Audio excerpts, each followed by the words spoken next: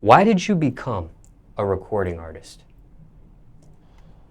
Because back in 2013, my dad got killed when I was 14 years old. That made me want to go hard with music. So I had to put my mind to it. And ever since then, I had to stick to it. Was this the most impactful death in your life you've experienced so far? Yes, sir. I think about it every day. How did he pass, if you don't mind me asking? Was shot and killed. Were you there? No. How'd you find out about it? Take us back to that moment if you can. This what I remember. I was supposed to go to a breast cancer walk that morning, but he got killed like the night before. But that following morning, I woke up, got up, brushed my teeth and stuff like that, and fixed me a bowl of cereal. Then I was asking my mom, I was like, is we still going to the breast cancer walk? And she was like, no. And then she was just complete silent after that. And then, so I was walking outside, I was finna get on my bike, I was finna ride around to my dad's house. But before I walked outside, she told me to come here, she said, Junior, come here. And I was like, okay. And then she said this, she said, I gotta tell you something. And I said, what you gotta tell me? Then she just got quiet again. For 30 seconds, she got quiet. She was real quiet. And she just started crying. And I was like, why you crying?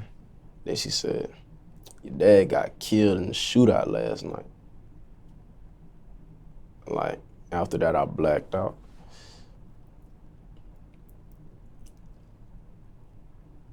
When you say you blacked out, are you upset? Are you shocked?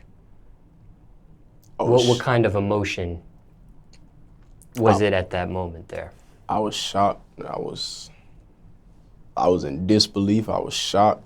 I couldn't believe it. I was mad. I was angry. I started crying. I started breaking stuff. I don't know.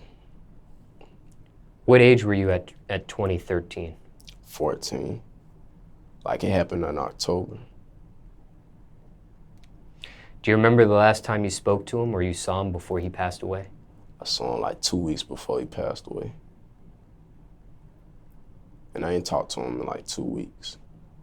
What was that convo like 2 weeks prior? Well, the last conversation we had, cause me and my dad, I ain't gonna say we was in an altercation, but I was in trouble with him. But I had when I saw him, the last time I saw him, he spoke to me, and I told him I was sorry for everything I did.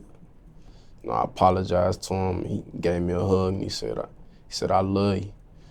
And I used to be playing the little 3DS back then, the little Nintendo 3DS, and he had gave me my 3DS because I left it over at his house. He gave it to me because he had told my mama to bring me over there to come pick it up. And that was the last time I saw him. So you apologized to him and pick up the game that same day, or did the apology happen before the game pickup there? That was the same day. Same day. So the last time you spoke to him, you had apologized to him. Yes, sir.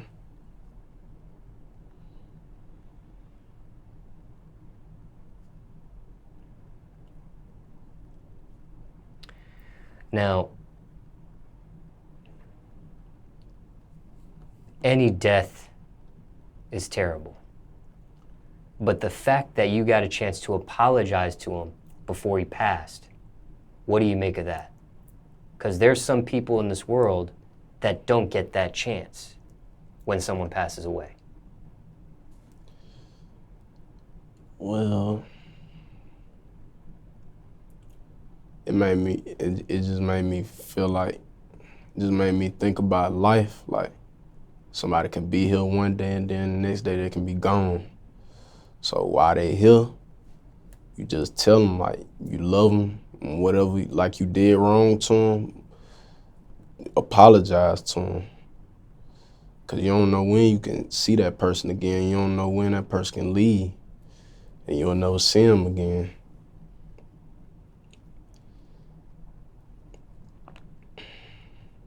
And the fact that he did tell you he loved you as the last conversation. Some people don't get that either. Yeah, sometimes I have dreams about it. Like, I'll go to sleep and then I'll wake up and I'll be feeling like I had a conversation with him, but I really didn't, but it'd be a dream, but it feels so real.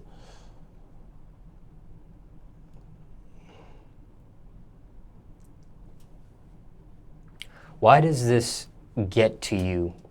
Because it's 2020 now. The death happened in 2013. Why is this something that you still continue to think about every day? 7 years later, 8 years later. Because the last time I saw him alive. I never saw him in the casket. So it's like, I still like be in disbelief sometimes, like, what if it was somebody else in that casket? Like, all I know is people telling me my dad got killed, but you know, even though I went to the funeral and everything, I never seen nobody in the casket or anything. I just saw a casket. So it's like, it's something like, you know how they make the conspiracy about Tupac and stuff like that, like, oh, he got killed, but, you know, and then they say he didn't get killed, and they be like, oh, he didn't have a funeral. You feel where I'm coming from?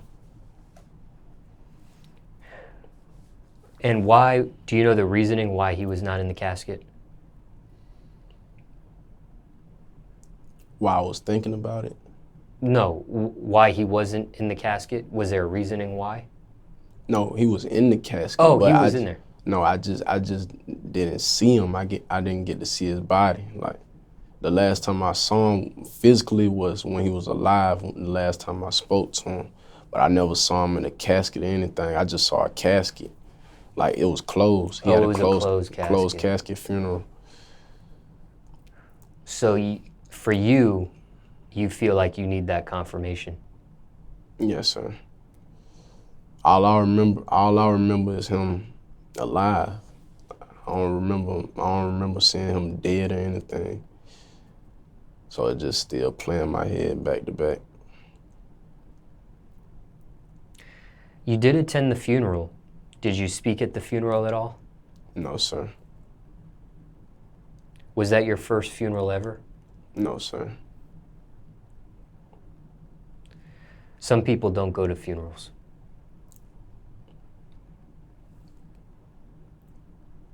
What are your thoughts on funerals?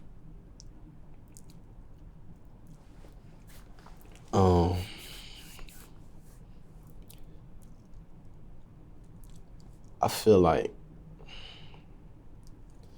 funeral's not for me. That's my thoughts on funeral. Like, they not for me, but my dad's funeral, I had to go to it because that's my dad. But like, funerals, like if my mom passed away or something, I have to go to that. But like anybody else, or, you know, like people that's close to me, I probably go, but at the same time, I don't feel like I go to a funeral. I don't know. Have you stopped going ever since that particular funeral? I went to a few funerals, but like when I went, I was standing outside. Like, I didn't go inside and look at the body. But I recently went to a viewing the other day. Like a couple of days ago, I went to a viewing. Where you actually see the person? Yeah. Yeah, somebody in position. Somebody from my city got killed, and I had took one of my friends to go see the person that got killed, and so I was there accompanying them. You do think about this every day, like you mentioned. Aside from that, how have you coped with the passing of your father? Just continue to make music, keep going forward, and keep my head level, keep my head on the swivel. Don't lose faith. Just keep going and work towards my dream. Eventually, I'll make it. I just gotta keep working. He did music himself. Yes, sir. He was a rapper. Yes, sir. What was his stage name? Gator Boy.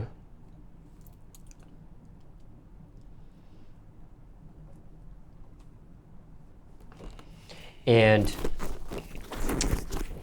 when it came to your music, were you making music back then while he was alive, or no? It came after. I used to be freestyling a lot. And like, he saw one of my little videos I posted on Facebook, and he was laughing at it. And I told him one time, like before he passed away, I was in the costume with him, and I told him I wanted to rap, and he told me I could do whatever I want to do in my life, just do it the right way. You guys never collabed? No, sir. But one time, I remember this one time though, he was in the car, he was rapping to this like instrumental he was playing on the CD. Like back in the day, like he used to like use CDs and stuff like that. Like they used to burn beats and stuff like on CDs. He used to put the CD in the car, and like he used to have like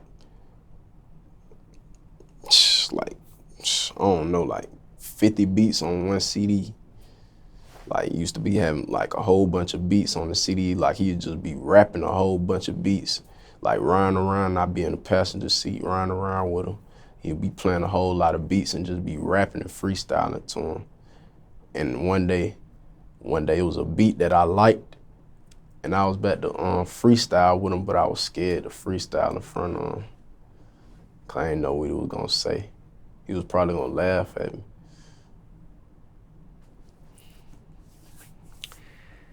How far did he get with his music career?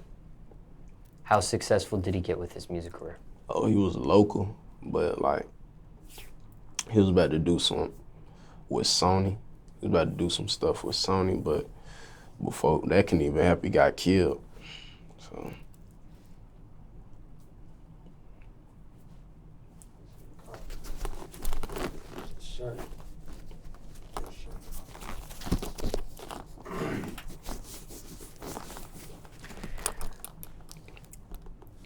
When it comes to coping with his passing, you ever saw a professional about it?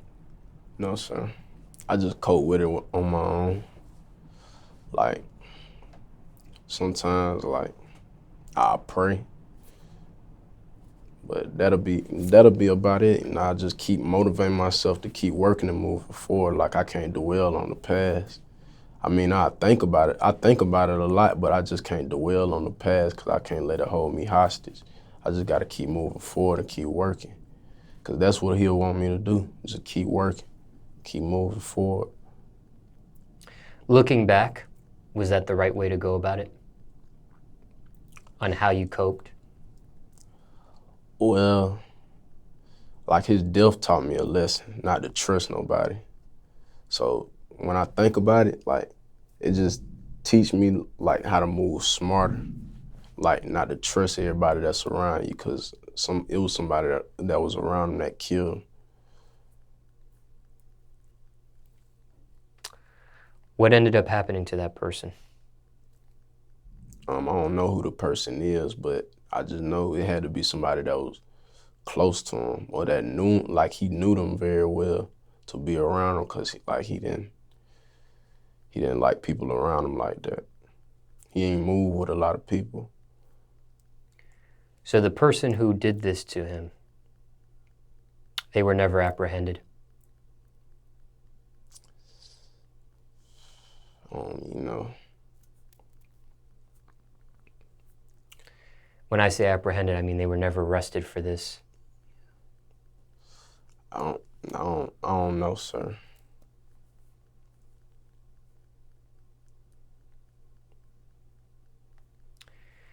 And I know you never got any professional help.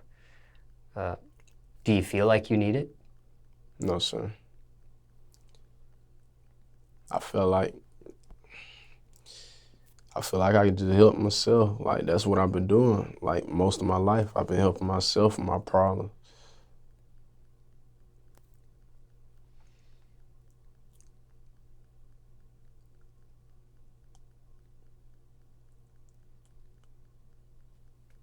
What do you miss the most about him?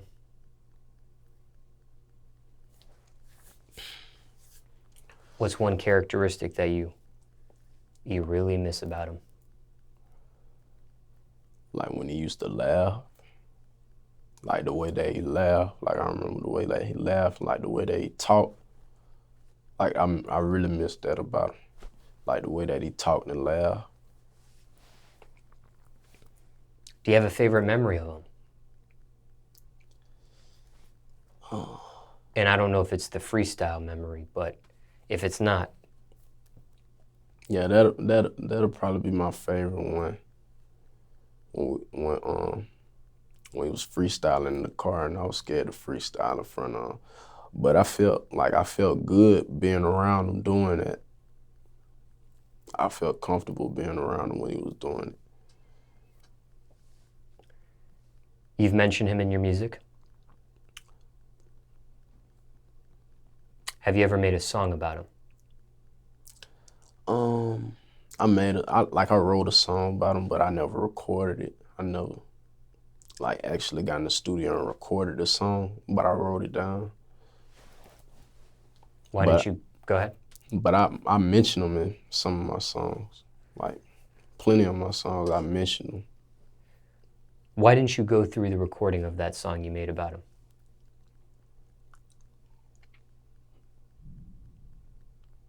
I don't even know. Was it emotional creating that song? Not at all. You had a beat for it and everything? Yes, sir. It had the beat and everything. I just never recorded it. Cause like, I make a song and then I mess around. Like, I'll be listening to that beat for a long time, making that song. And then once I click on another beat, I listen to another beat, I get distracted by that beat and I just start making another song on that other beat. And I just leave that song where it's at. And then I just keep doing it over and over again. Like, I pick which song I like out of all of them and I go record it at the studio.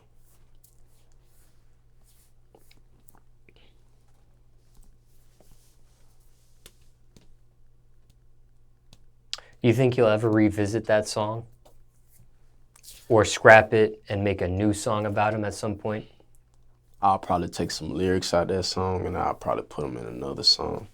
You know, match it up and shape it up and make it that. Are there any unreleased songs, unreleased vocals of your father?